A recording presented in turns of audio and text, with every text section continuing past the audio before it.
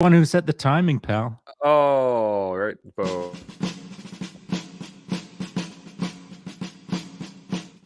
Hey, everybody. Welcome back to The Collective. We are here and excited to bring you another fantastic episode. We got my brother, Mr. Sean Taylor, off to my whatever direction that is. There we go, off to my left. And we got another awesome person joining us here, Samuel Laird, coming from all the way over the pond. It is nighttime where you are, is it not? Certainly is. 8 He's o'clock at night. getting you after dinner. Perfect. Mind you, the amount of sunshine that you get in the UK, most days are nights. It's very true at the minute. And I only say that because I don't know if you know this, Sam, because this is the first time we've actually talked. It is. I've watched a couple of your Insta lives, but I've been keeping an eye on you, pal. Don't you worry. And so I've been looking forward to. We'll have to do this another time, maybe on a live chat, you and I on my IG page. But I only say that just because I want to talk to you. You know. I only feel qualified to say that most days over there are nights because I was born there and lived there or raised there till I was about 10 years old, and then emigrated over to Canada with my family, of course, and. So the other aspect being that my mom's family is from Northern Ireland. She's still alive. My dad has passed away, and she lives in Omagh County, Tyrone. And so, when just as I was joining the army, in fact, I'd been in basic training for about half of basic training, and I get a phone call. I'm already rambling. Are we okay to ramble? I'm sure we'll get to some points. Dive right in. I'll get to the points later. I'm just giving you the background on why I know it's nighttime over there most of the days. I get a phone call. I'm about halfway through basic training or battle school for infantrymen. So I'm 3 months in. And the duty NCO comes down and says, Taylor, where are you? And, I'm all bug-eyed at 3 months in. And it's a phone call, which was rare for that to have happened back in the day. Because, I told my parents, don't even freaking think about calling me, because I don't want to be that guy who's getting the phone calls from the duty NCO all the time. And so, I run up, I grab the phone, and I'm standing at attention as I'm listening to my mom, and she says, "So do you like it?" I'm like what? Do you like the army? Yeah, I do. And she says, "Oh, good. I'm glad you do, because your dad and I are moving back to Northern Ireland." Oh, wow. I was like, what? And so, they kind of almost had the bags packed. And as soon as I don't think it even mattered what my answer was, they were ready to bounce. So they bounced back to Northern Ireland, Omagh County, Tyrone, where my mom's family is all from. And I've got a bunch of cousins and aunts and uncles and whatnot over there. But it is a small world, because I'm originally from Northern Ireland. Oh, whereabouts? So I was born in a place called Newtownards. Oh, yeah. I know it. Ballymena. So yeah, I've been through there many a time. And I have some relatives that have emigrated over to Canada. But yeah, mainly there you go. It is a small world kind of thing, isn't it? I might have had my back to you having a Guinness over there at one point or another. So, but I've been back to see my family a boatload of times. In fact, we were just back in Europe for a month this summer, and the first week of that was in Northern Ireland, and a great time, catching up with the family and whatnot. But man, again, it rains a lot, and so there's not a ton of sunshine. Yeah, it's always raining over there. You've got to expect that, but it is a beautiful place. I don't know what the pace of life is like over there, but Northern Ireland is a slower pace of life than it is here in England. Agreed. Yeah. Agreed. Whereabouts are you at now? Where are you located? So I live in the northwest of England, Lancashire. So, all right. A town called Chorley, which is near. Oh, I know it. Oh, okay. Yeah, I was born in Barnsley, Yorkshire. Oh, you all right? Yeah, down the road. Pretty much. Barnsley, but. That's where I was born. That's where I was raised, and you know the deal back in the day. Well, I was born in '63, so my dad at the time was standard issue Yorkshireman, and he'd been raised kind of like to provide for his family. At about 15 years of age, he was on his hands and knees crawling through the mine tunnels, in the pitch black with the helmet lantern. And so that, that's how he was raised as a young man. And then he bounced off to the Merchant Marines for a little bit, and then he just got back onto the grind. And he was running a discotheque in Barnsley called the Ba Club, BABA Club. That was a handful. He had a wicked reputation for all kinds of trouble. But so he was kind of running the Ba, and then he got into the pub game for the last couple of years before we emigrated to Canada. So he had a pub called the Royal Arms in Barnsley.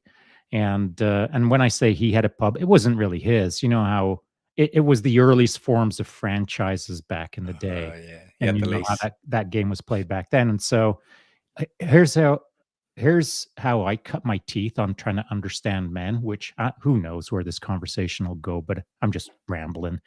As a young kid, I would observe men through the lens of how my dad interacted with other men and how other men interacted with themselves as they'd sit in the corner of my dad's pub, not not in the tap room, not it was never around the women. It was only a men's room. Mhm. And so I felt kind of privileged to be sitting there at like 8 years old with all these old, to me they look like old men sitting, four of them, and they'd have like their Yorkies, their Yorkshires on their laps, or maybe a Cocker Spaniel at their feet or whatever, and they'd be having a pint, a tenants or whatever, and occasionally, like on a Sunday, it was a big deal.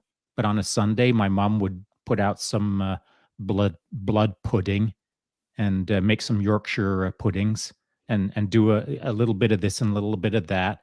And like times were tight for us as a family. Like we didn't have much to rub together. And so I'd watch this stuff come out and get put down in front of these guys. And they just, it's not like they took it for granted, but they just kind of consumed it. And I was watching Mhm. these men interact with each other, not really, and just mindlessly eating and drinking and having their laughs. But it to me, what I took away from that time is how they just interacted with each other. The importance of the moment wasn't the blood pudding that had arrived or whatever. I mean, that was a nicety. But the main focus of those men and my main focus on them was how they interacted with each other, irrespective of what was going on all around them. It was just those men with each other, catching up over the week, telling stories from back in the day. And they didn't need anything else. They didn't need TV. They didn't need a football game on the TV. It was in between darts. It was just, four old dudes sitting in a corner smoking a pipe and having a pint and not caring about anything else except each other. That's interesting. You had that at 8 years old, actually being able to sit and observe that and sit Yeah. back and watch it and reflect on it now. I was lucky. And Mm, you know how it is. The experiences that we have in life, it takes you a while to like figure those moments out and how mm, important they were, how formative they were. What they mean now means way more now than it did then. I mean, let's face it, I was just observing. mm. I didn't have any context and I had no experience. I was just observing and trying to learn in the moment and trying to figure out what was going on in front of me through Mm. almost a child's eyes in a sense. And so it's probably less important about what I was making of it in that moment. It's far more important now that I can make sense of it. Oh yeah. Mhm. I remember while I was waiting to join the Marines, I was signed up at 16, but at the time I was waiting, I started labouring for a plasterer. And I remember when I joined training being so grateful for the time I had around all the tradesmen because the Oh abuse I yeah. got as a young Oh man, yeah. I Yeah. had no idea what was coming. And if I'd gone into the Marine training without that beforehand, I would have had a shock. So I'm Dude, for always very sure. grateful for that time. Yeah. Mhm. Yeah, It was actually with our boys, so they're smart kids, they're good kids, and I suppose if as parents we took the stance of you don't have to work, boys, they wouldn't have to work because we're comfortable in being able to provide that for them. But that ain't the case. Mm. They've been washing dishes in restaurants. They've been slinging the grease pits. They've served. They've, I mean, one summer they spent the entire summer, like I think they were, kind of 14 and 15 years oldish. No, 15 and 16 years oldish. They spent an entire summer or 8 weeks, 5 days a week, 40 hours a week. Didn't matter what the weather was. They were out digging trenches, cutting down trees, and Mhm. building mountain bike trails, being paid for it by our local mountain biking society, but hard freaking labor. Like by the end of that summer, the calluses on top of the calluses on their hands, they had more calluses than I did. Mm-hmm. And so that's the way it should be. You've got to face some hard grind in order to be able to face future hard grind. 100%. Yeah. Yep. I was going to say it's very similar on the ranch. Right. Even the same for having the boys around. I remember watching my granddad out working the field, and 3-4 horses just ride up, and they're like, "Hey, how's it going?" And they'll sit there and chat on the horseback, and blah blah blah. It's that same thing. You don't need anything extra. It's all about the communication and passing on. Oh, this happened and that happened. Oh, did you hear about so and so down the way, and they had this problem, and maybe we could fix that. And it's all about communicate the community as a whole is the Yeah, key. and sometimes less is more. I mean, like I look at those old guys in the corner, all of the stuff that was being put on the table in front of them, or however much pint they had left in their pint glass. It's not that they were unaware of it; it just wasn't that important. Hmm. And so less is sometimes more. If those same old dudes in that same corner of the Royal Arms, I believe it's been knocked down since, but if it was possible for them to get together again, they wouldn't be able to have that same moment in our current um, operating mode of the world. I mean, there's just too much white noise. There's too much that just gets injected into the moment through like a natural construct of what's going on around civilization on a regular basis. Somehow it gets normalized that all this white noise is now part of the process. When I disagree, that the real kind of connective moments are as simple as putting your muddy boots up on a table and leaning back in your chair so that there's enough space for the other dude to put his muddy boots up on the table and Yeah. then just chat Hmm. because you don't need a whole pile of other stuff.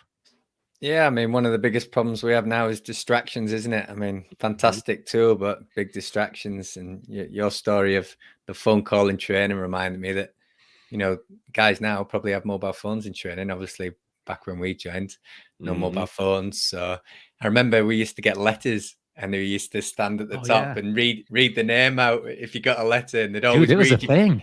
read your name out, and you'd go up and they'd go, pass that to so and so. And if you got a That's letter, right. they'd pick the odd person to read their letter out to everyone and embarrass them. And you were like, don't send me letters, don't send me letters. I remember it for sure. Yeah. We never had the letters when I got there. No? When I got in, it was and I was actually just thinking about this because I just finished a podcast with a buddy of mine, and we talked about journaling and how effective that can be. But we brought up the point that we don't write anymore. As a society, we don't actually write anymore, and writing is the thing that helps you develop your own speech and how to talk to people and how to interact with other people because you actually get your thoughts down on paper. Do you think perhaps that the uh, the white noise that we think is so normal, do you think that that was developed from the fact that we don't really have to write each other anymore? Like as the telephone came in and then the cellular phone came in, all that noise started kind of in about that time period where it's just constant entertainment, entertainment, entertainment, entertainment. And now we don't even know how.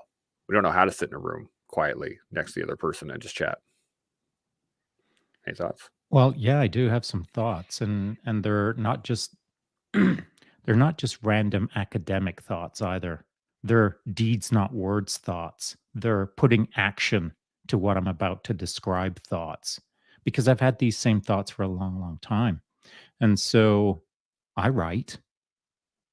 I've written books and it's not that I'm a great writer or I'm not an author or anything like that. I mean, I make an effort.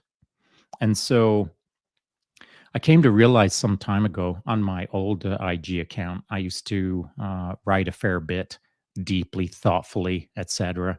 And I'm on my new IG account. For anyone who's listening to this right now who's confused by those two terms, my old IG account was struggling so much from the amount of DMs that I was getting. I had to move to a new patrol base called Sean Taylor's One. And so I'm starting to write again on that new account. It's less than 2 months old, but I think it's important for people to see that um, I do it on a fairly regular basis, and I try to show examples of that from time to time. Uh, the difference between writing and talking on a phone is you can pick up that mobile phone and hit dial to some random person that you've given zero thought to before you actually connect with them, and then you just start rambling. The difference between that and writing is before you put pen to paper, you have to provide thought. The words just don't automatically blurt out on paper. You have to get involved with the process. Whereas talking to someone, you can talk at them rather than talk with them. But when you're writing to yourself and to other people. And so when I write on my IG page, I try to write to a deeper level of just discussing the sun is yellow. And so we've tried to drive that process into our boys. And by drive, I mean not like, daily homework. It's been leadership by example. When I write, if my boys read it, I hope that it encourages them to write deeper themselves. And so the deeds, not words aspect of this, the proof is in the pudding, is during the lockdown, the COVID lockdown, Evan, my oldest son, our oldest son, who's just turned 19, so he would have been 17 when he was doing this, he decided to write a book. He just sat down one day, and what had been happening is our schools were locked down, the boys were having to be homeschooled, and every week I'd put them on task, and then several weeks went by and I realized that, hey, the schools aren't starting up for a long time. Now I'm teacher dad. And I don't want to like guide the boys every day like a teacher. I want them to guide themselves. So I gave them tasks every week to execute against. And then one week I finally said, boys, come up with a plan on what you're going to do for the rest of the year that is going to be creative, thought provoking, and that you can own and be proud of. So, what Evan decided to do was start writing just randomly one day. I didn't know that that's what he was going to do. He just said, hey, dad, I started writing. And I said, oh, yeah, what? He said, I don't know. Just going to write a chapter, see where it goes.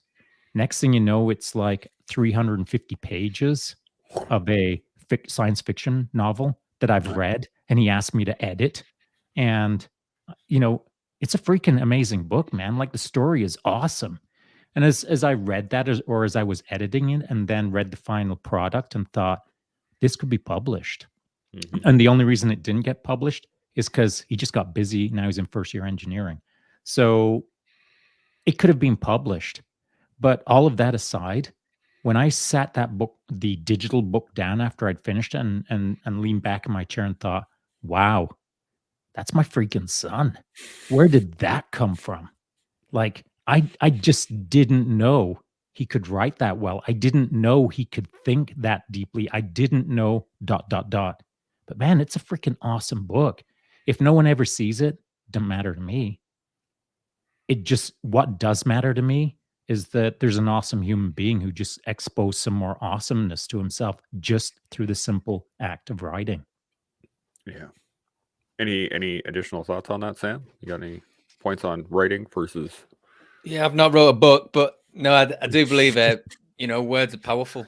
I'm a big one for letter writing to relatives, and I'm grateful I did, because I now have letters from relatives that have passed away that you can keep forever, because those words never leave you. So, and things like you're saying on your Instagram, you're thinking about what you're saying before you just, you'll notice I don't have posts every day on Instagram, and it's because I don't like speaking for the sake of speaking. I want my words to mean something. That doesn't mean you can't do the odd funny post, but I want to think before I publish.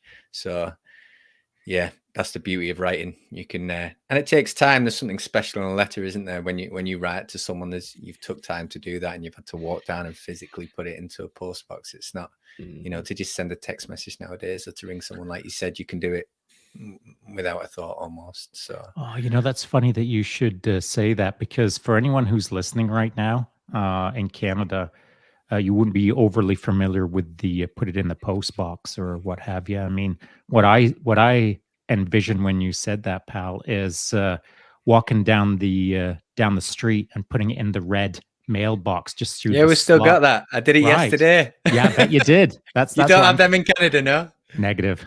Oh, okay. That's what I'm clarifying, and Yeah. it's fascinating to me that that's the first thing I saw in my mind's eye, was because they've been around forever. And you know what's great about those things is that is such an iconic image to anyone who lives in the UK, the red mailbox, because not only does it represent a mailbox, I mean, it represents decades of history. When you think back over the amount of letters and the amount of subjects and the amount of like iconic moments that have occurred just simply slipping that into that slot of that red mailbox, if you think deeply about it, it's a pretty trippy concept. And so I'd just like to add to that. When I write carefully and thoughtfully, deeply on the Instagram, which doesn't happen enough, perhaps, at least not my best efforts. I try, but sometimes I don't always get it right. But I make an effort. When I'm making an effort, before I hit send, I think of the red mailbox. Cool. That's great. How weird is that? Hey, I think it's great. I mean, the thing is that it's the additional purpose behind the letter, right? It's not just that you're walking past the box and bang, it goes in. It's a thoughtful event. It's something oh that yeah. you have to plan and process and work your And time that through. mailbox, by the way, is called the internet. It's It called is the now. entire freaking world. Exactly. And so, like, it's part of my process, man. Like when I'm writing, I know I'm slipping that digital letter into the internet mailbox Mhm. forever. So, like, I'm not going to say it's pressure because I don't look at it like that. I, quite the contrary, invert that into it's a responsibility. Yeah. So I don't feel the pressure of writing. I do my best. And it's a I, beautiful thing that you can look back on, for because sure, you can man. see your own development. Because Oh, you for should look back sure. at things you've wrote and gone, well, I'm not sure about that now, because we should be constantly growing and developing, shouldn't we? And changing our views on things Agreed. if we're actually researching things. So Agreed. And by the way, the other important aspect of that of I consider writing to be a yardstick so that I can go back and reflect and measure on how much growth I've created over a period of time, creating the trend of growth. And so writing is a yardstick, but it's not just a one-dimensional yardstick. And by that I mean, like, you don't write something 10 years ago and then go back to it today and look at it and think, "Oh, that was stinking up the place," because it probably was. But I mean, I don't just look at it that way. I reread it for not new lessons, but I reread it with a set of experienced eyes and try to gain more from that young Sean. And what was young Sean thinking? And why was I thinking? And how would I have done it differently if I was going to write that now, but with young Sean's mind and my perhaps older wisdom? And it's not like I want to rewrite the letter. I just want to learn not only that one stinks a bit, but I also want to learn something from it as well. yeah, and it's a skill. The more we do it, the more we develop at it. One of the things I wanted to do last year was blogging, and or the year before, and I kept saying I'll do it, and then I never did it. So last February, I set myself a challenge: 28 blogs in 28 days, which Oh, I nice. published on my website, and I never went back to it again. So I have a part of my goals this year is one a month on the website, which I have to stick to and be accountable for now, especially now I've said it here. But It's fun. It's yeah, fun. I mean, it like, is. I had a blog when blogs were hardly a thing. In fact, I was using Blogger, is what it was called. Old school. And yeah, old school for sure. Like I had a blog like 20 years ago, and I was pretty frequent on it. I called it this. This will be funny to you guys. It'll make sense in a sec, though. I called it A Piece of Our Universe. That's the name of the blog that I was writing. And I was pretty frequent on it. Like, I'd be doing in a month typically about anywhere from 5 to 12 posts per month. And that was pretty rare back in the day. And it wasn't just like goofy writing. Like I was taking photos with a pretty decent camera, a Nikon D200 DSLR at the time. I was into my photography nerd phase, and I was trying to write as well as I could. And people were tracking it, and I didn't care who was reading it. Most of it was for our universe, my family's universe, and that's why I called it A Piece of Our Universe. Mhm. And it was a bit of a tongue-in-cheek title to me because a piece of our universe, it's all our own freaking universe. I mean, as I stand here right now, it's my universe too. I can continue talking or I can walk from this mic and never come back. And that's we're shaping our universe on the regular.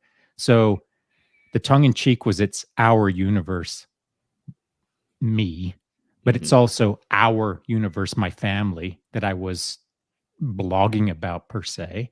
And then it's our universe, the shared collective experience of anyone who was checking in. So I never really got too trippy about explaining the layers of the title of my blog, who not enough people were really reading to even have that conversation with. But it's interesting how blogging can change your view of not only the world around you, but the world within yourself. Yeah, I Yeah. think blogging's amazing as well. But even thinking about creative writing, I actually did an exercise with one of my groups. He's an ex-Marine guy called Gareth Smith, really top guy. He's a physicians associate now, and he's really into his photography and creative writing, and he does it on Instagram, which is actually he was really bold when he first started doing it. Being a veteran and publishing poetry with Mhm. pictures was I love not the it. done thing.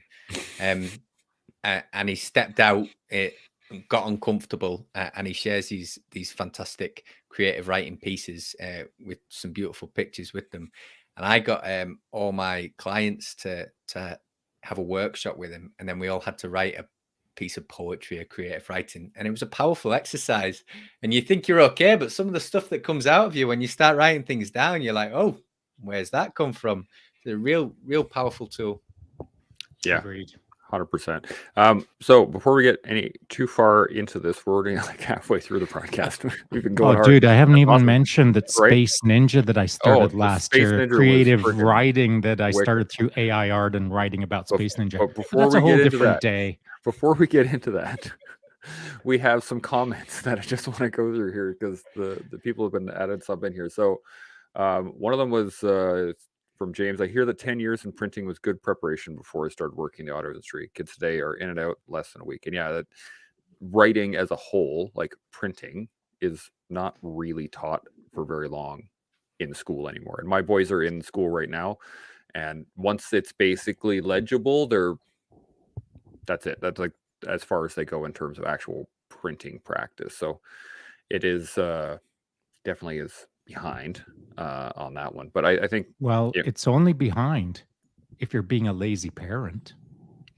for sure. And so I'll say this, that our boys' printing was not great because of the current education system. They don't do a whole lot of handwriting. Hmm. And so you'll find this funny, pal.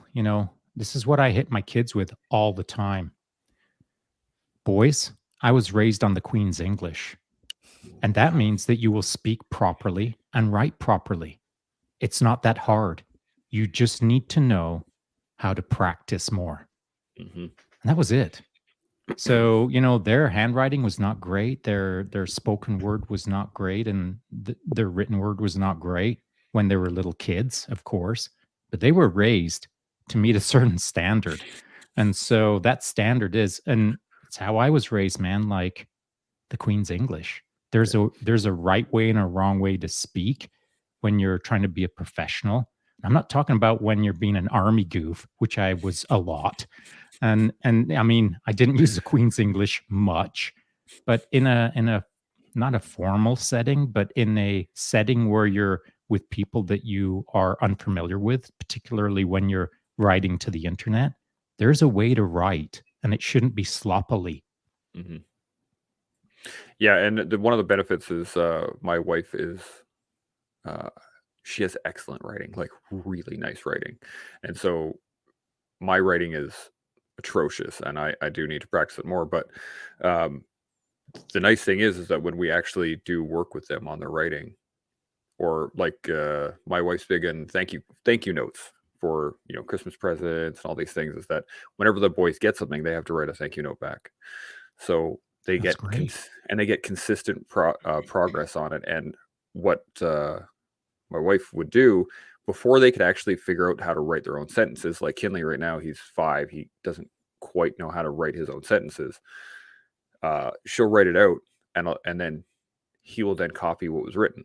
So he's getting a really excellent example Leadership of by example. right, and she's kicking butt on that one. So I'm just glad they don't want to look at my writing. So next up we have Satch. Always good, nice seeing your brother. Good to have you on here. He says, I wasn't a writer. I'm still not a writer. There's a few comments in here. I'm not a writer, but I've been practicing my writing almost every day for a year through my social media platforms. I feel I've become a better speaker through that writing. It's an excellent activity, exciting activity. It's been an exciting practice to see how creative me can be. Yeah, I totally agree. I agree, and I've seen him improve over the last year for sure. Not only improve in his writing style and his ability to articulate his thoughts on digital paper, but more importantly, I've seen him really pay attention to refining the message month by month throughout this year, to the point where arguably he's now a good writer. And so when he says he's not a writer, I disagree. Yeah. I think anytime you say I'm not something, it's more of a yet than it is not. Like I just think it's being contextualized in the incorrect way. I mean, contextualize yourself against yourself a year ago, and bro, you're a freaking writer. writer Don't now, yeah. contextualize yourself against James Joyce or whatever, you know? Yeah. So we have a question from yesterday, and I'm going to put Sam in the hot seat right now, and I'm going to ask you this question first. So I was going to insist on it. we were talking about accountability. We were talking about that quite a bit, and one of the commenters, Winterstorm 427, who could possibly be from 427 Squadron, we don't really know, but we'll see. We'll have to get in contact with him at some point. Ask this question: have any of you had a time where you thought you were taking accountability, but then later realized that you were not? And if so, what did you do about it? Well, that's a good one to think about. You thought you were being accountable, but you weren't. I have to ponder on that. Accountability to me is absolutely massive. And not just accountability with others, accountability with self. A lot of people lie to self, which builds an untrust. So accountability, I'll have to ponder on that one. You have to leave that question up. Leave it up on the screen if you can. Okay. Yeah, no problem. I can leave it up there. Shaun, do you have any points while Sam's thinking? I was hoping that Sam would take a little bit longer so that I'd have time to maybe come up with a good example. I'll say this, that usually I don't care what someone throws at me as a question or a comment or challenging, thought-provoking sentence. Usually I can snap something out like within a split second. Usually there's something that pops right to front and center. But this one's a challenging one, and I don't know. I'm gonna talk about it a little bit and then see if I'm off base. So the reason that I'm struggling to come up with an instant singular instance of accountability and where I thought I was taking it, but later I realized I wasn't, is because maybe I was going to use the word pride. Maybe that's the wrong word, but I hold my accountability accountable. Like I freaking really focus on being accountable to everything that I'm doing in the moment. It doesn't mean that I always get it right. In fact, more often than not, I'm getting it wrong. But I hold myself accountable on the regular. I'm always doing my best. And so I feel like I've been accountable throughout my entire life. there's no one moment that stands out where I don't think I wasn't being accountable there. But I can say this as a general comment.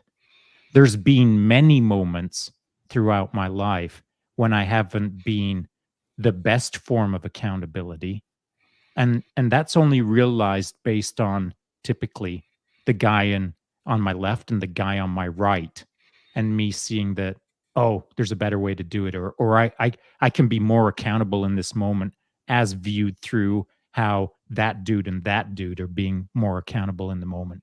And so to me, it feels like my answer would be along the lines of, yeah, there's probably lots of times where I thought I was taking full accountability, but there's lots of times when I wasn't. And that was only understood through seeing it done at 100% level, whereas I might have only been 95% or, as an example. Yeah. Mm. We he's watching right now, just in case you guys are Dude, wondering. you broke me. He's bringing the fire 2 days in a row, man. But yeah, I mean, what do you think? What do you think, buddy? Yeah. So on reflection, thinking about that, it brings me back to a little bit of what we were talking about on the podcast we did the other day. So when I left the Marines, a big part of what I struggled with was identity. And I had to start a whole new life and ended up isolating. And I ended up seeking therapy. And I guess I expected, just because I was seeing a therapist, I had that accountability that change would happen. Mm-hmm. But I wasn't making the changes at the time for a long process. I was living in that victim mentality. Poor me. This is so hard. Who am I? Why is nothing changing? Because I wasn't making the changes.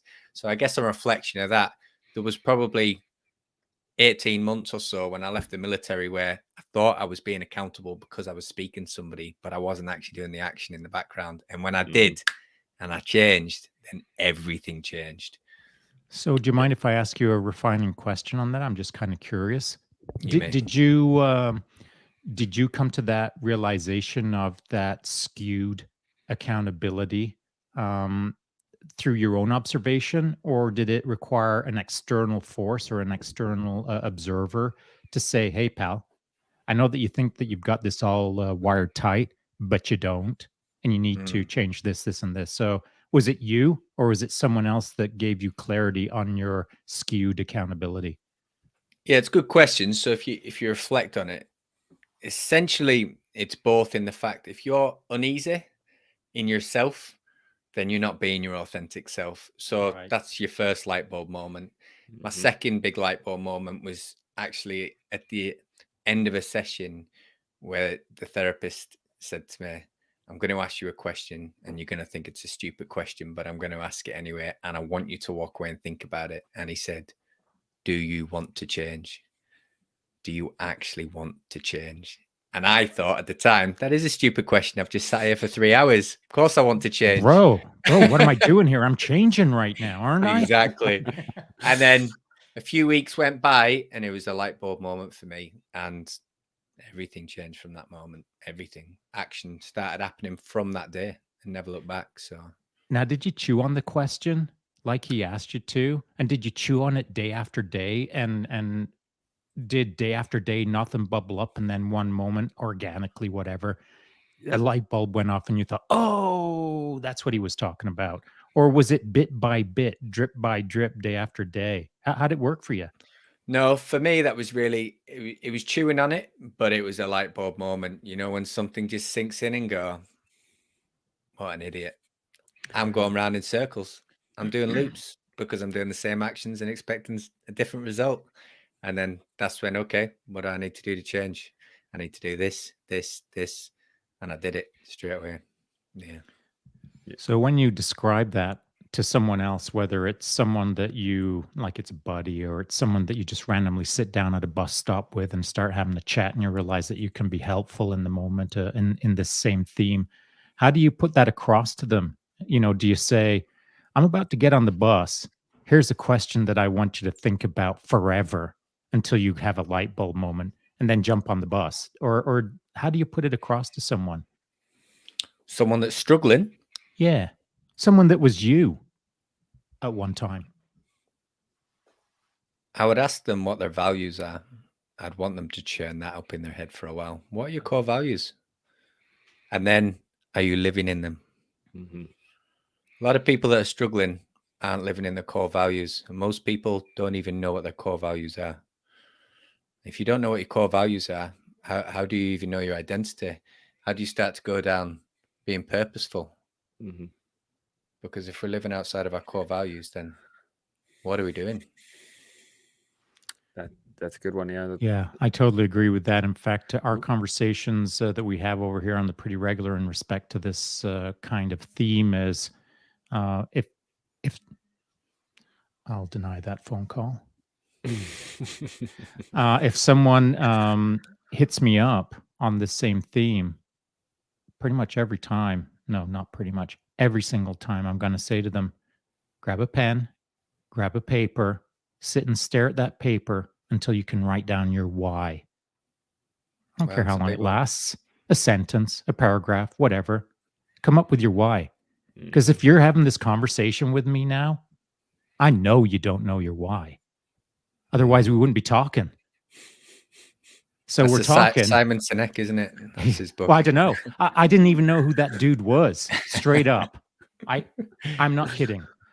Yeah. I didn't know who he was until enough people had said to me, "Hey, Shaun, like you sound like Simon Sinek," and I was like, "Who's that dude?" And then someone pointed me to his TED talk or whatever. I've watched him once or twice. I don't know. I see his adverts coming up on the Instagram, and it's not that I don't like him. I'm sure he's a great dude.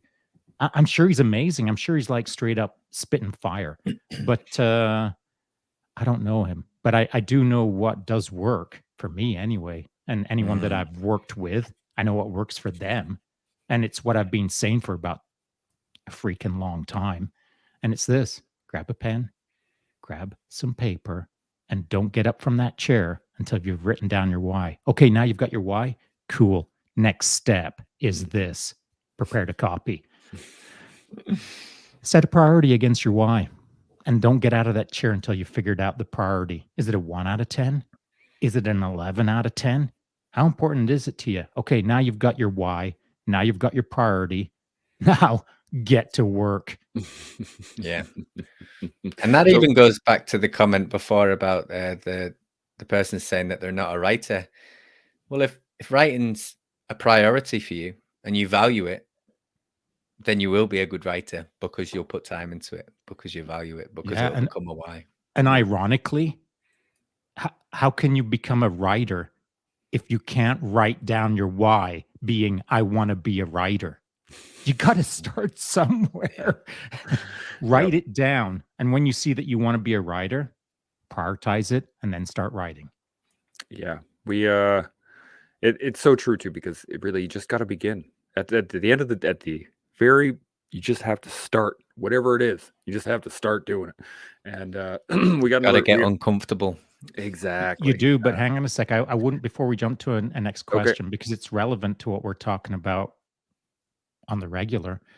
And you do have to start eventually. You do have to take that first step eventually. But how do you do that?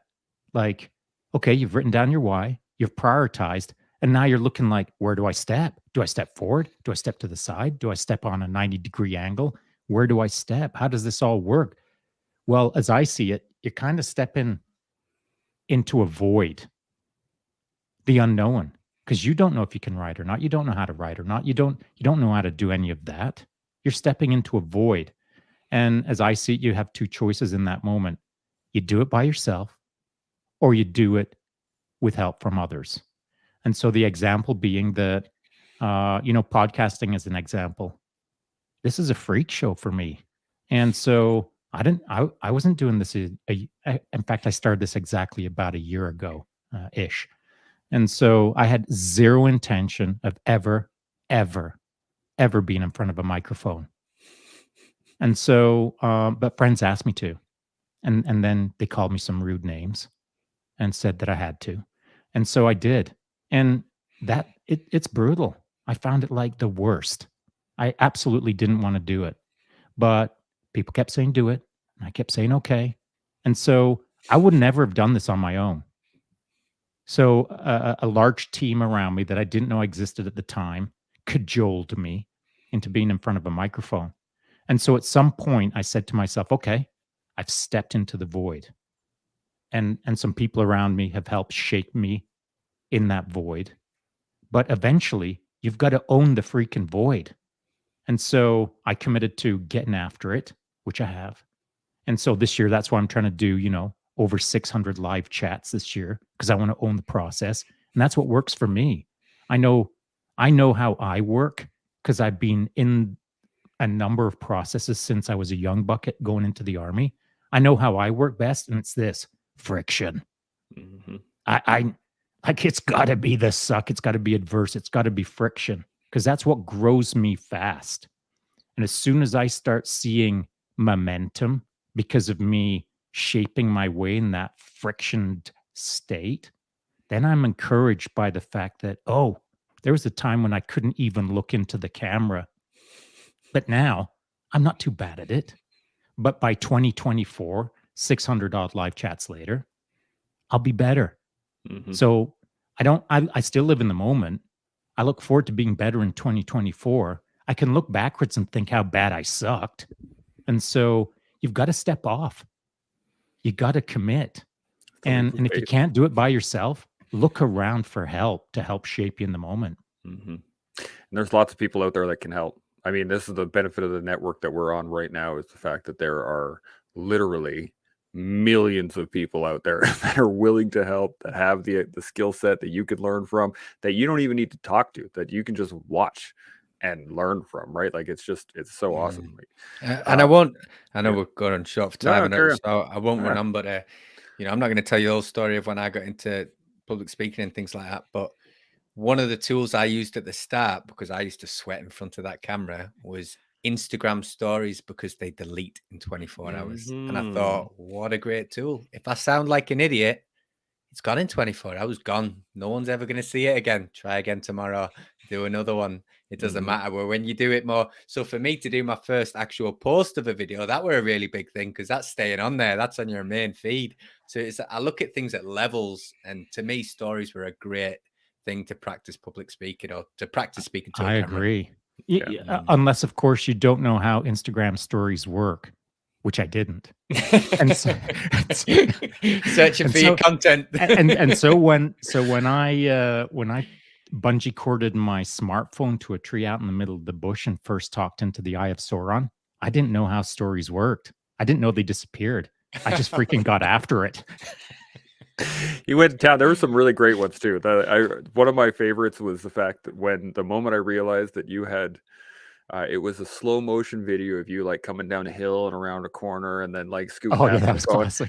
And then I was like, man, that's awesome. And then I realized that he had to like ride up, strap his phone to the thing, then walk back up the trail, then get back on his bike and then ride back down. It was so ridiculous. And I swear, as I was doing that, full well knowing what I was doing, I just thought, this is contrived. This is ridiculous. This is not how I ride. I don't ride to a tree, bungee cord a phone to a tree, ride back and then pretend that I'm just riding along and then jump off my bike like, hey, how you doing? I was just happened to be riding by and whoa, didn't see you there. Fancy that. There's the internet. Like I couldn't stand it. It was driving me bananas, like full contrived is what it felt to me, and like just like inauthentic. But I did that because I was analyzing the internet and I was seeing how others were doing it, not others like some rando on the sidewalk. I'm talking about sort of content creator leaders. Not that I agreed with what they were doing or how they were doing it per se, but I really analyzed the internet from the left and right of arcs to understand who was doing it well, who was doing it poorly. Who did I want to emulate initially, or who could I learn the most from? And so I just consumed the process of how to do it better. And so once I understood, like, oh, there's a pile of different ways to do it, I'm going to try a pile of different ways to see what works for me so that I'm comfortable doing it, like, so that I actually enjoy doing it. And then what kind of impact that's happening or traction that's happening on anyone who sorrowfully is following me right now in my gong show social media efforts.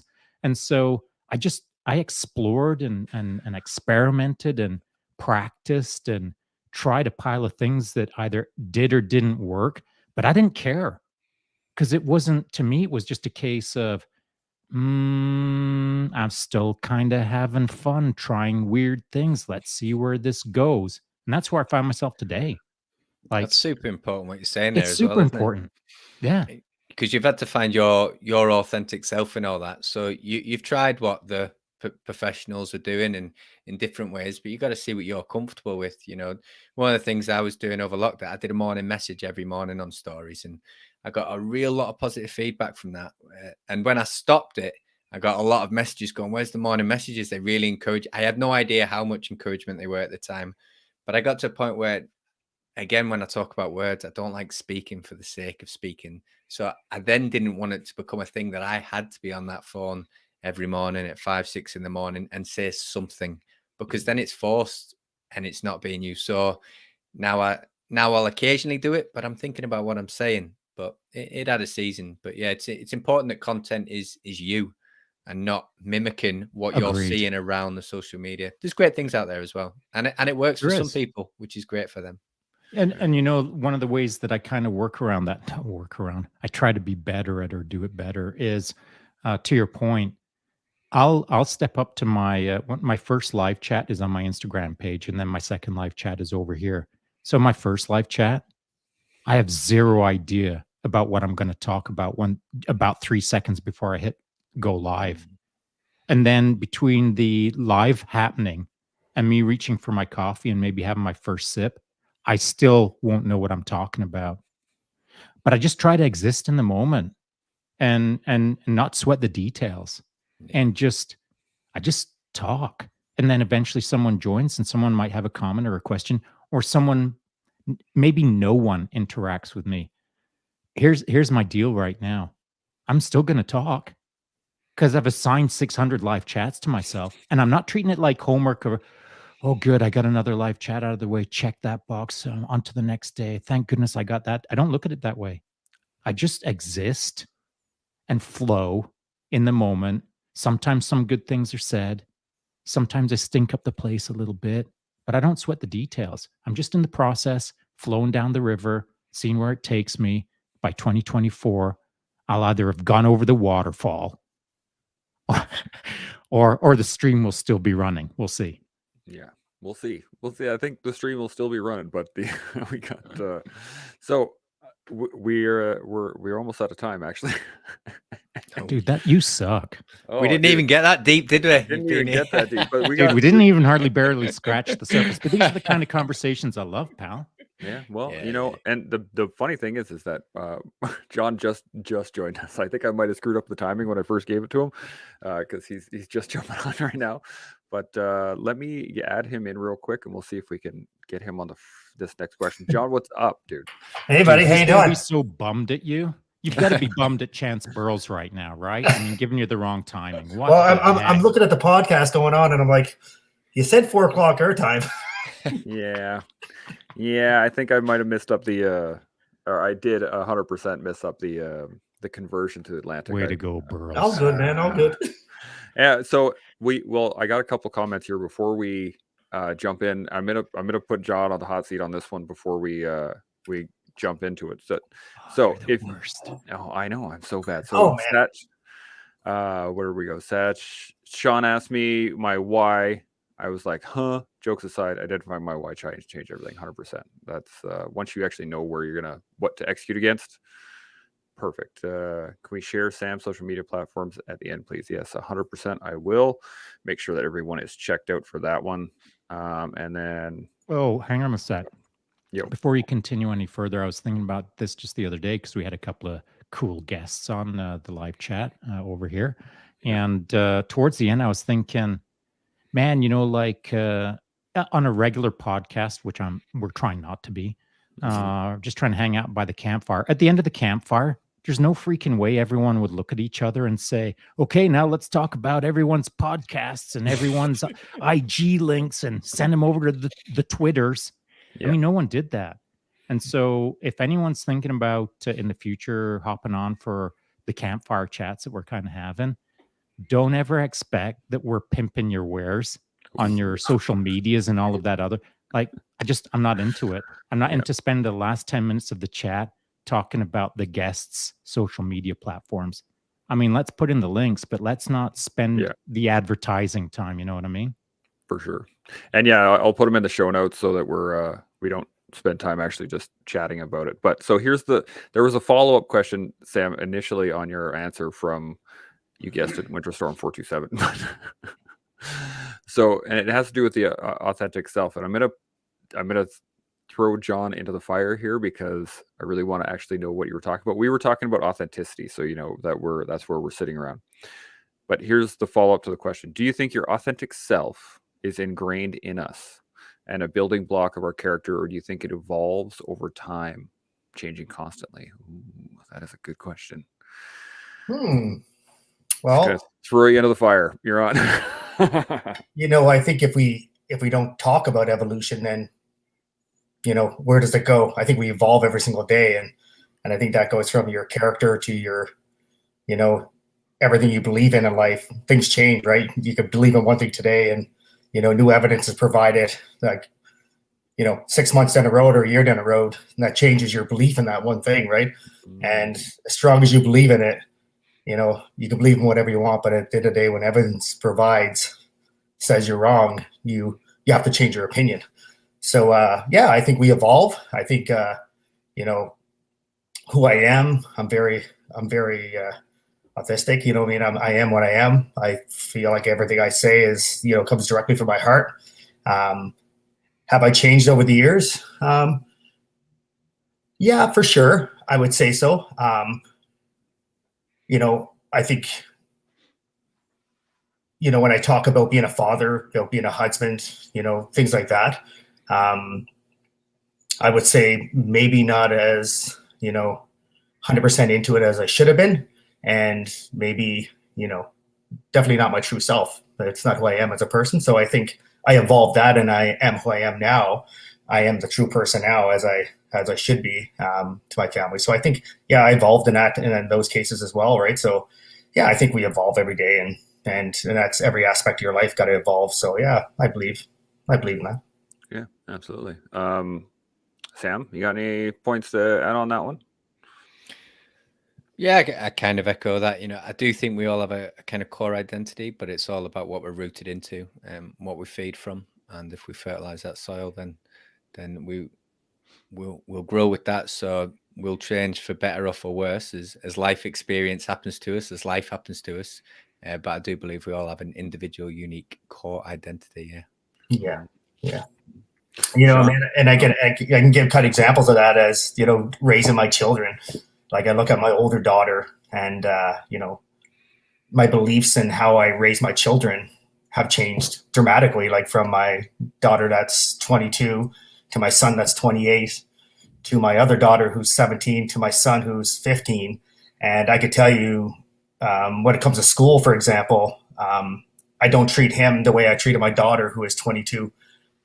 I've changed the way I believe in the schooling system, and so my approach to him is way different than it was with my daughter. So when I was putting her through school and stuff like that, I believed I was doing the right thing then. So I thought I was right. I kept thinking like, hey, like this is me. This is what I believe in. These are my core values, and this is what we're going to do. And then as we evolve, now I'm like looking at my son. I'm like, wait a second, you don't need to go in all academics if you don't want. Like you can slide down to some general. You're thinking about trades, so I'm definitely a lot more open than I was maybe over the years. But I definitely evolved, and my core beliefs and stuff have changed. Absolutely, Shaun, you got a point on there? I do. Not anything revelationary, because I agree with what everyone's saying on this point for sure. But I'd just like to add this as maybe a tool for anyone who's listening to this and thinking, okay, that makes sense. Those guys are all saying the same things that I believe, but how do I get a finer read on who I am as an authentic person? And I think that there's two tools that a person can use. One is time contextual, and the other one is real time. And so time contextual is you looking back over a period of time, 10 years, 20 years, 5 years, whatever the case is, looking at the trend of who you were then and who you are now, and if you feel that that was an organic or an authentic process to get you to where you are now. And if nothing else, at least that contextuality will give you a sense of a yardstick as to if you feel that you are doing better. But who you were then and who you are now are two different things. And the past is merely a yardstick. You can't change the past. Mhm. All you can do is change yourself in the moment. And there's the crux of the problem. Yeah. There's the tool Yeah. that is critical to this topic. And so I will say this. Where I see a lot of people, I won't just say some people, I'll say a lot of people get this part wrong, is they think they're being authentic, but they're living in the future or they're living in the past. And you cannot be authentic if you're living 1 second in the future in your mind, or if you're living 5 seconds in the past in your mind. If you're listening to this right now and you're reformulating what I'm saying, if you're analyzing what I just said 5 seconds ago, you're not being authentic right now. You're not real time in the moment. You're living in the past, or you're predicting what I'm going to say in the future, and you're already interpreting things through two lenses that are not authentic. All they are is momentary yardsticks in the short term versus the long-term contextuality. And so you want to get a good read on who you were and who you are now. That takes a long time to look back at.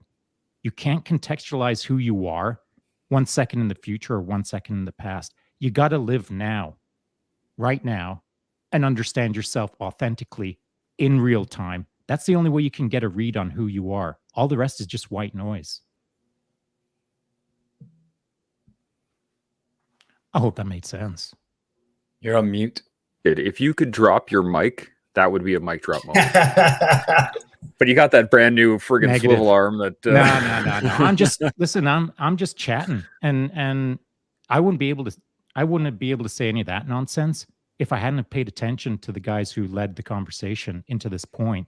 And I'm happy to slide my mic over, which isn't a mic drop, and have someone else now jump in and build off of that. Because I think that's really what I appreciate, is moving ideas around and building off each other. So it's a more holistic or a more deeper conversation than just check that box. Yeah. As much, I would love to see you just like make a statement and then just shove that thing away. Like you gotta. Well, when the moment comes, that's when I quit the internet. There you go. Done. Yeah. I'm out. Anybody, any added points onto what Shaun was saying there? Anything for that essentially sounded to me a little bit like, mindfulness is just being in the present moment, which is what people struggle with now. Going back to what we were talking before about distractions and things like that, being present in the moment where you are right now changes everything. When people go out for a walk now, they're thinking about, I need to get my 10,000 steps. To start and thinking about the steps, what they're missing is the beauty around them right now, and stopping and being still and reflecting. And when you master that, you can do that in every moment of your life. And just to add one more thing to that, because it brought a snapshot to my mind of we've all seen it happen recently. We've all seen it happen 25 years ago.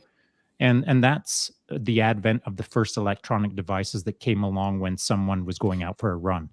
And so I remember standing very clearly at a crosswalk waiting for the light to change.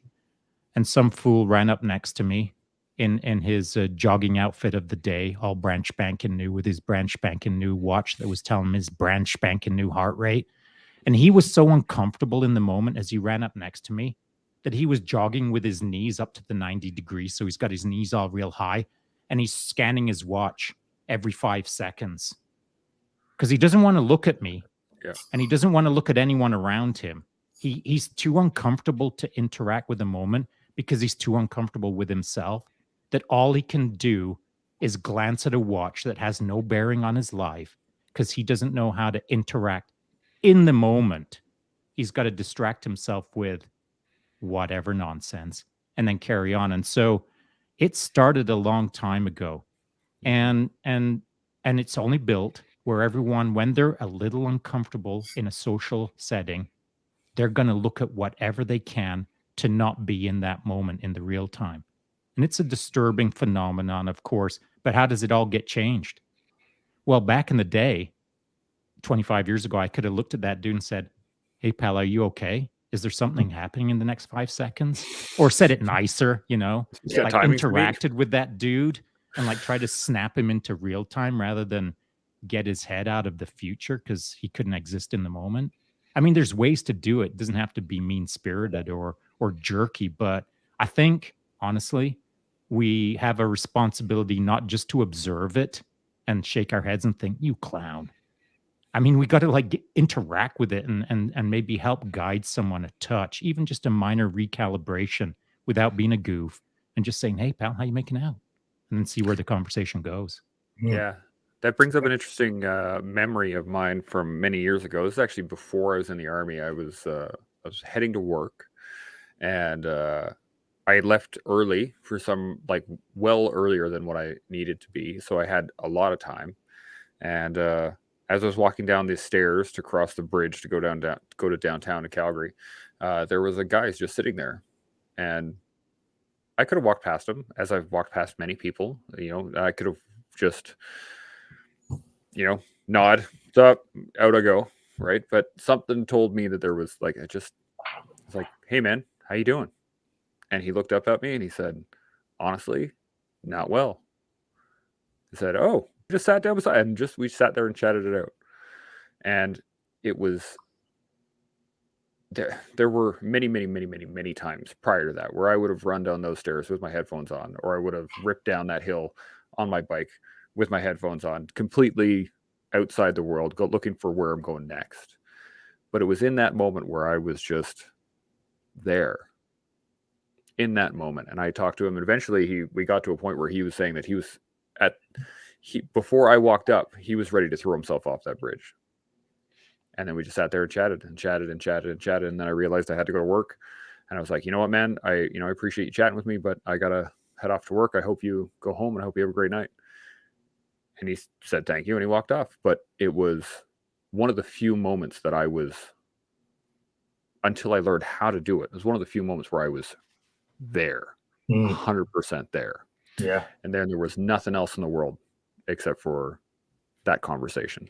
And I think those points get missed a lot, if you know what I mean. Yeah. So yeah, it's funny, Chance, you talked about being in the moment and being, yourself, Shaun, you were talking about, cell phones and stuff like that. And it's so funny you talk about someone being authentic.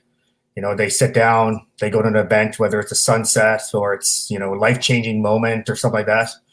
And what do you see? Everybody with a device up in the air, they're videoing it, they're taking pictures of it, they're doing all this stuff, but they're not in the moment. They're not enjoying that. They're not absorbing that, taking that feeling, that amazing feeling you get from, watching something you love so much, like the birth of your child or something like that, and putting that moment. And this is one thing I do. I call it my memory bank, right? And I put it in my memory bank because that moment is special and it's something that you want to call on eventually, right? You want to bring that moment back for when you're having a really bad day and you want to pull that moment up. But if you're always holding a phone up, you never have that moment. You can never put it in the bank because you never actually absorbed it. You recorded it and you're already living in the future because you're thinking about posting it. You're thinking about, the comments you're going to put with it. You're thinking of all this other stuff. That's not real. That's not real at all. It's something that's fake, that's going to go out there. Everybody will see it. You'll get 1 million likes. You'll get great comments, all this stuff. But you're still not in the moment. It's something you recorded. You didn't take the time to enjoy that. One of the things I do is I always get somebody else to record for me. Like if I'm at an event, I always have somebody else, or I find out if the event's recorded or if they're taking photos, and I ask them and I'm like, "Hey, can I get a link to that?" That way I can go through the event. I went to the motorcycle show in Toronto this weekend. And you know what, man? It was amazing. The motocrosses were amazing. The highway heathens were on their Harleys doing stunts and everything. I took no photos at all. I was actually going to do a post today, and I was like, I had to go to my son and be like, "Hey, man, did you get any photos from the weekend?" Like I had nothing at all because it was such a great show, and I was in the moment. I was authentic. I sat there. I chatted with people. I enjoyed the day. But people don't do that anymore, man. This summer I was at Sunset Point down here, and the sunsets are beautiful, amazing. And there's all these people with their phones up, all this stuff. I'm like, grab your wife, man. Put your arm around your wife. Like, give her a hug. Grab your kids. Like, enjoy that, man. Who cares about everybody around you? Like, nobody else is here to see this. You need to enjoy that. You need to take that, throw it in a memory bank, and hold on to that memory. And when you're having that really shitty day, you pull that memory back up and change your day. Bring yourself back to the moment. Be authentic and carry on with your day, man. And that's, I'm glad you brought that point up, Shaun, about phones, man. It really irks me, man, when I go somewhere and I see all these people like this with their phones, or they're texting away, and they're not in the moment, man. You're in a movie theater to watch a movie. Why pay your money to come to a movie theater to watch this movie and you're going to text? Stay in the hallway and text your friends. Like, yeah, you're not in the moment. You're not realistic. You're not being who you are. You're trying to be something else. You're trying to impress other people with your photos and stuff like that. And I have a huge Instagram account, and I post all the time, and all great photos and stuff like that. I believe it's important for people to see you do positive things in life. But I don't take all those photos myself.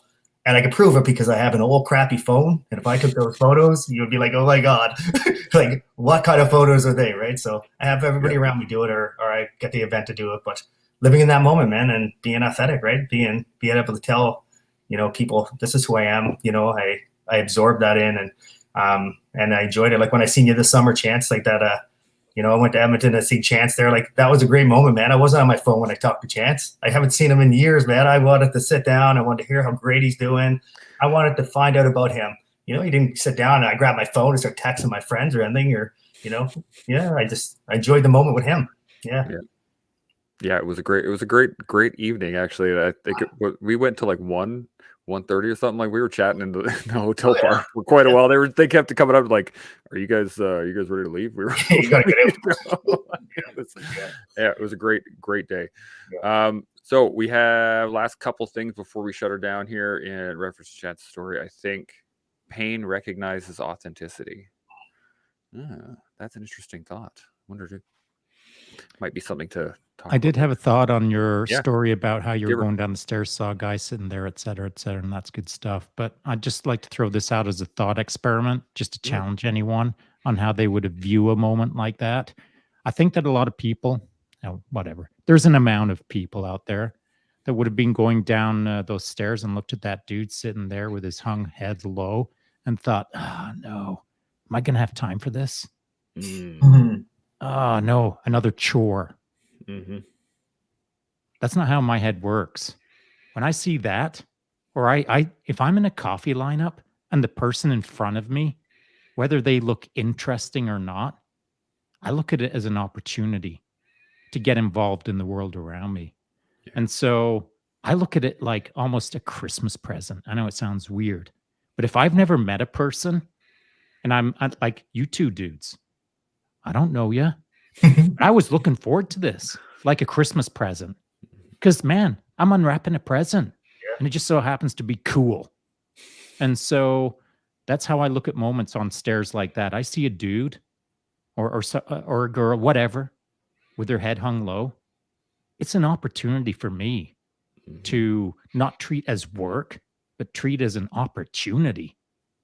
And then I get to shape it, whether I'm a jerk or whether I'm awesome. Mhm. That's what helps shape that person's world. And then together as a team, we're going to make things better. Mm-hmm. But I don't look at it as a chore unless they're a clown. And that comes pretty clear pretty quickly. Mhm. And then I'll do my best and then I'll bounce. Yeah. So we've been rolling for a little bit over an hour here. We're going to shut her down here in a second. But does anybody in the panel have any final thoughts on authenticity, on taking accountability, on any of those things? Any last minute thoughts before we shut her down? And John, I know I messed up the timings and I got you in here late, but we'll get you on the next one, or whenever you're next available. But Dude, we're gonna do another one tomorrow. Next one. Any day, every day. The pair of you, everyone. You guys are open invite anytime. If you guys, we're gonna be doing these every day anyway. So, and we're just gonna be campfiring it, just like Shaun said. So, Yeah. Any final thoughts from anybody before we shut her down for the day? Who wants to go first? Dun, dun, dun. I'll go I'll go first. first It's then. easy peasy. There we go. It's easy peasy for Good me jump shot in because, here. like, all I got to say is this: thanks for joining us, fellas. And by us, I mean like the entire freaking interwebs, Yep. but also Chance and I. But the people who are listening to this right now and who will listen to it later today, not only are they going to appreciate the thoughts that you've brought to the conversation, I surely do, because that's why I enjoy doing this stuff, is because I don't got much figured out, but through a group of people every day, I figure out just a little bit more, not only for myself but for those around me. And so, I love doing this stuff. It's entertaining to me. It's enjoyable to me, but I'm learning, and I wouldn't the things that I've learned today wouldn't have happened if not for two cool dudes showing up. So please show up some more. That's all I got to say. Absolutely. Sam, you want to take it next? Yeah, just thanks very much for having me. I appreciate your time pleasure. and just appreciate being on here, to be honest, and asking to be on. And just my final thoughts, I guess, on authenticity to a degree is, focus on your own journey and ask those exploration questions that we've discussed tonight, and keep that empathetic mindset with other people and not the judgmental mindset, because if you had their life experiences, you would be them. So be you and explore who you are. So just thank you. And hopefully be on again soon. Absolutely. John, you got any final words? I know you've been only been here for like 10 minutes, but yeah, no, thanks for the invite. Yeah, that was great. Yeah, so I was literally, I seen your message and I dove in the shower and I was like, I was just getting back for a run, so I was all messed up.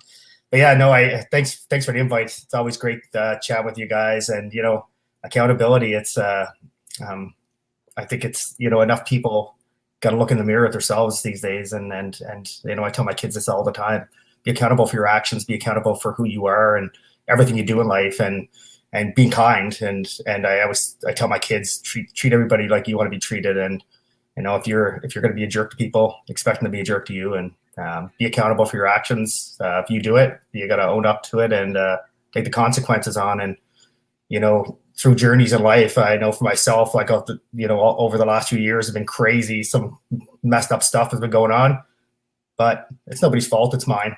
I accept it, and it's mine. And but I'm also gonna accept the fact that I'm the one conquering it all, because I'm gonna take that credibility and I'm gonna go with it, right? So I'm accountable for my actions, but I'm also accountable for my my journey going forward.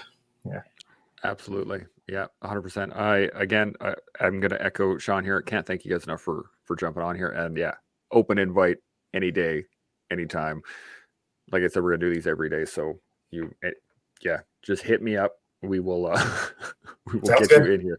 I can get up to 10 people in here right now. So we could have a party if we really wanted to. Hell yeah. And I got one last final comment from Winterstorm427. Thanks to everyone for the opportunity to learn from you guys and develop myself. Boom. There you go. We have officially helped one person. Well, two, because you helped me. So there's there at you go. least Two. There's 3 here. 4. I'm sure. There you go. We're all in. I really appreciate all this, and can't wait for the collective to continue to grow, to learn, and build. We'll see you all tomorrow. Chimo. Chimo, pal. Take care.